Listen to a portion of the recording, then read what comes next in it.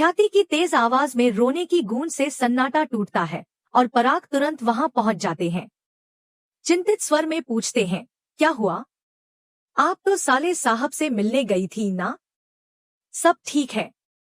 कोई बात हुई क्या? मैं उन्हें कॉल कर लूं? ख्याति आंखें पोंछते हुए कहती है, नहीं, आप मत पूछिए। पराग फिर नरमी से कहते हैं, तो बताइए ना, रो क्यों रही हैं?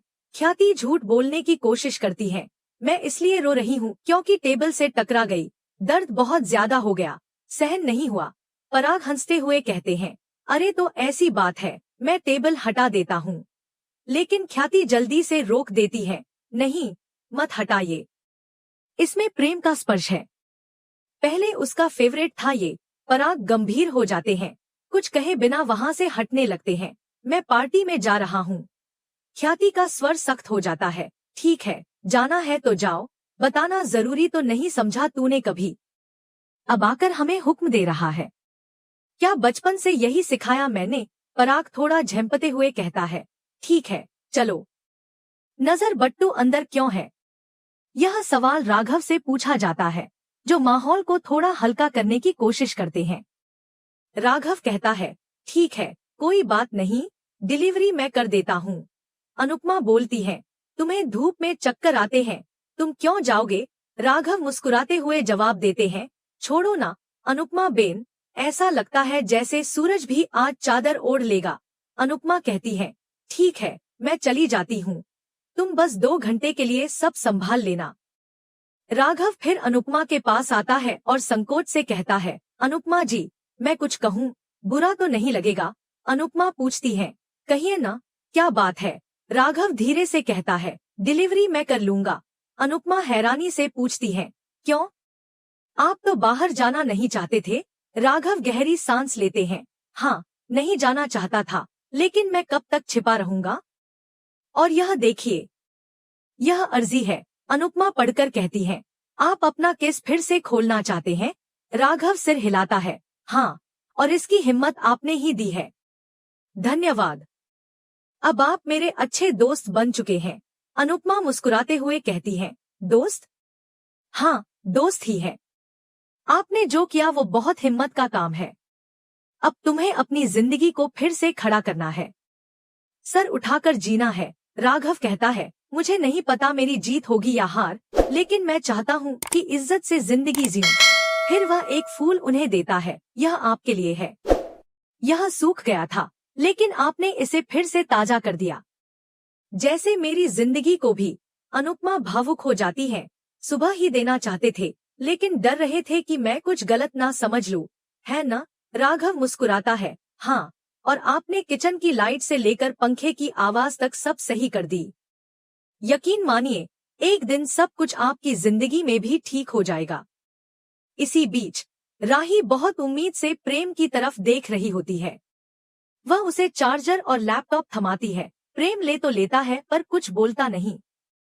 राही चुपचाप वहां से जाने लगती है, तभी प्रेम उसका हाथ पकड़ लेता है।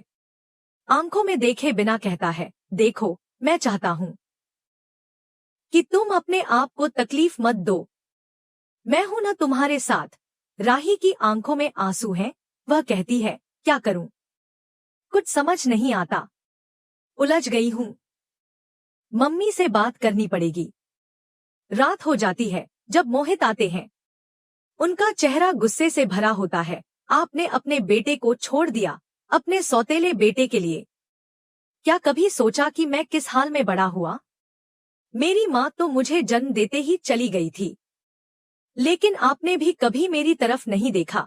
अनुपमा आहिस्ता से कहती है, धीरे बोलो, सब कुछ बर्बाद हो जाएगा।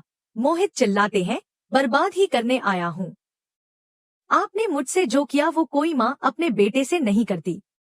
अब मैं सब कुछ खत्म कर दूंगा। वह चीखते हैं, रोते हैं, और अचानक अनुपमा की नींद खुल जाती है। वह चौंक कर उठती है, पसीने से लथपथ, और ख्याति को पुकारती है, ख्याति जी, ख्याति जी, क्या हुआ? ख्याति कहती है, कुछ नहीं। अनुपमा कहती है, मुझे पता है आपने कोई सपना देखा है।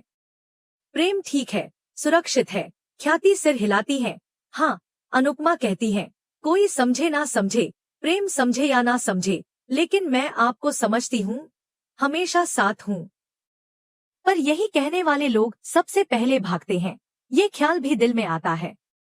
फिर राही अपनी माँ से फोन पर कहती है, मम्मी, मैं आपको फोन पर सब कुछ नहीं बता सकती, पर प्रेम का बर्ताव समझ नहीं आ रहा। क्या वह नहीं जानता कि ख्याति माँ ने उसके लिए कितना कुछ किया? क्यों नहीं समझता कि गायत्री माँ के किए का जिम्मा ख्याति माँ पर कैसे डाला जा सकता है? उसकी माँ गहरी आवाज में कहती है, देख बेटी, इस बारे में हम कुछ नहीं जानते। तू भी इस बारे में कुछ ना कह, ना सोचे। इसका जवाब सिर्फ ख्याति और पराग कोठारी ही दे सकते हैं। और याद रख, बेटी अपने माँ बाप पर सब कुछ छोड़ सकती है, लेकिन बहू नहीं। मैं तेरे साथ हूँ, तेरा साथ दूंगी, लेकिन जो करना है वो तुझे ही करना पड़ेगा। तू बहू है और बहू को ही सब कुछ संभालना होता है। माँ के तौर पर मैं तेरे पीछे हूँ, लेकिन मैदान में तो तुझे ही उतरना होगा। क्यों किया उन्होंने ऐसा, यह हम नहीं जानते। शायद वक्त ही जवाब देगा। यह सिलसिला अभी शुरू हुआ है, जहां रिश्तों की उलझने, भावनाओं की गांठें और सच्चाई की परतें धीरे धीरे खुलने लगी हैं। अब देखना यह है कि इस दर्द, मोहब्बत और सच्चाई की लड़ाई में कौन कितनी दूर तक साथ निभाता है। बहुत पहले ही मैंने उसे सबक सिखाने के लिए अमेरिका भेज दिया था, जेल भी भिजवाया, लेकिन तब सबको यही लगा कि शायद गलती मेरी थी।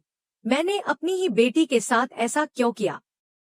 पर क्या करूं, कुछ फैसले ऐसे होते हैं जिन्हें दिल से नहीं, हालात से लेना पड़ता है। चाहकर भी हम कुछ नहीं कर पाते। तब भी मैंने यही सोचा था कि यह सबक जरूरी है। जो होगा अच्छा ही होगा। इन बातों से परेशान मत हो। इसी बीच उसके मामा आ जाते हैं।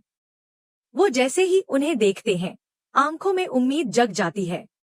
बोलते हैं, मामा, मुझे पता था आप जरूर आएंगे। आप आएंगे तो सब अच्छा ही होगा। आप कब लेकर जा रहे हैं मुझे यहाँ से? मामा थोड़ी देर चुप रहते हैं, फिर धीरे से बोलते हैं, वो अभी तुम्हारी जमानत की बात नहीं बनी है। तुम्हारी माँ से बात की थी, लेकिन वो बीच में ही बोल पड़ता है। उन्होंने मना कर दिया ना? मामा, मैं बचपन से आपको देख रहा हूँ। आप कभी झूठ नहीं बोलते थे, लेकिन अब लगता है आप भी झूठ बोल रहे हैं। माँ, अगर माँ होती तो अपने बेटे को दुआ देती, मगर मेरी माँ तो मुझे तकलीफें देती है। वो दुआ क्या देगी? वो खुद से बड़बड़ाते हुए बोलती है, आई एम सॉरी प्रेम। मैं कुछ ऐसा करने जा रही हूँ जो शायद तुम्हें पसंद न आए, पर यह करना जरूरी है। इंसाफ जरूरी है। और हाँ, आई लव यू, ये कहकर वो वहां से चली जाती है। अब दूसरी तरफ एक छोटी सी रसोई में बहस हो रही है। कोई चाय बना रहा है, कोई झाड़ू पोछा कर रहा है और कोई किसी को ताना मार रहा है। राघव को भेजने की बात हो रही है। कोई कह रहा है कि राघव को बिजनेस बंद करवाना है क्या?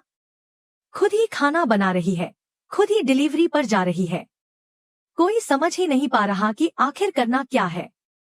किसी ने सवाल किया, तू अनु की रसोई में इतने दिनों से क्यों नहीं जा रही? जवाब आता है, ज्वेलरी का काम था, इसलिए नहीं जा पाई।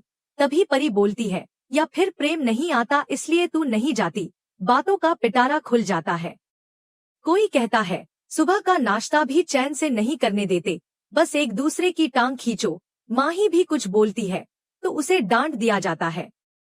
वो कहती है, मेरी माँ नहीं है, इसलिए सब मुझे सुनाते हैं। तो जवाब मिलता है, ये विक्टिम कार्ड फेंकना बंद कर दे। अनुपमा बोलती है, मेरी माँ की बात मत कर। और तूने खुद ही अमेरिका जाने से मना किया था, अब बर्दाश्त कर। परी अपनी पढ़ाई को लेकर कहती है, मैं कनाडा डिप्लोमा करने जाना चाहती हूँ। सब चौंक जाते हैं। पैसे कहाँ से आए? वो कहती है, मम्मा ने फीस दे दी है। कैश दिखाती है। किंजल भी झूठी हंसी के साथ कहती है, इंसेंटिव और बोनस से पैसे बचाए थे। पर अनुपमा को शक होता है, क्योंकि उसने पहले ही जान लिया था कि ये झूठ है। बात वहीं दबा दी जाती है, लेकिन सच्चाई तो सामने आकर ही रहेगी। उधर एक सीन में माँ से बहस होती है, माँ, अब आप बताइए इतने पैसे कहाँ से आए? किंजल भाभी तो कहती है, इंसेंटिव है, पर वो इंसेंटिव नहीं, इंटेंसिव बोलती है। सब चौंक जाते हैं। कोई कहता है, अगर उनके पास पहले से इतने पैसे थे तो हमारी हालत क्यों खराब हो रही है। अनु की रसोई अब बिगड़ती जा रही है और उन्हें डर है कि कहीं वो गरीबी की ओर तो नहीं जा रहे। एक और मोड़ आता है जब राही प्रेम को किसी सुनसान जगह पर लेकर जाती है। पूछने पर कि यहाँ क्यों लाई हो, वो चारों तरफ देखती है। एक चुनरी उठाकर प्रेम को दिखाती है जिस पर मां बेटी की कढ़ाई की हुई तस्वीरें होती हैं। प्रेम चौंक जाता है। राही कहती है, ये सब इसलिए क्योंकि आपको अपना बेटा चाहिए था ना। प्रेम कहता है, तो तुम बताओ ये सब क्या है। तभी एक हवा का झोंका आता है और वो चुनरी उड़कर जाकर मोहित के चेहरे पर पड़ती है। तभी एक लड़का आता है और कहता है, पापा, प्रेम ने अपना केस वापस ले लिया है और अब वो रिहा हो गया है। सब हैरान। अनिल चौंकते हैं, ऐसा कैसे हो सकता है। जरूर राही ने कुछ कहा होगा। बहस शुरू हो जाती है। कोई कहता है, प्रेम को बाहर आने की जरूरत क्या थी। और तभी ख्याति को दिखता है कि सच धीरे धीरे सामने आ रहा है। फिर प्रेम और ख्याति का सामना होता है। माँ और बेटे की आंखें मिलती हैं। पुरानी कड़वाहटें, अधूरी बातें और वो सब कुछ जो कभी कहा ही नहीं गया था, वो सब अब बिना शब्दों के कहा जा रहा था। ये वही पल था जिसका सबको इंतजार था। सारा सच सामने आना शुरू हो गया था। कहानी इस मोड़ पर आती है जहां ख्याति को पराग कोठारी रोकते हैं और कहते हैं, ख्याति जी, एक कदम भी आगे मत बढ़ाइएगा। सवाल उठता है, क्या अब मोहित यानी प्रेम का असली सच सामने आएगा? क्या परिवार अब तैयार है उस सच को जानने के लिए? और क्या ख्याति अब अपने बेटे के लिए फिर से सब कुछ दांव पर लगाएगी? कल की कहानी में देखिए कैसे सच्चाई का सामना हर किसी को करना पड़ेगा।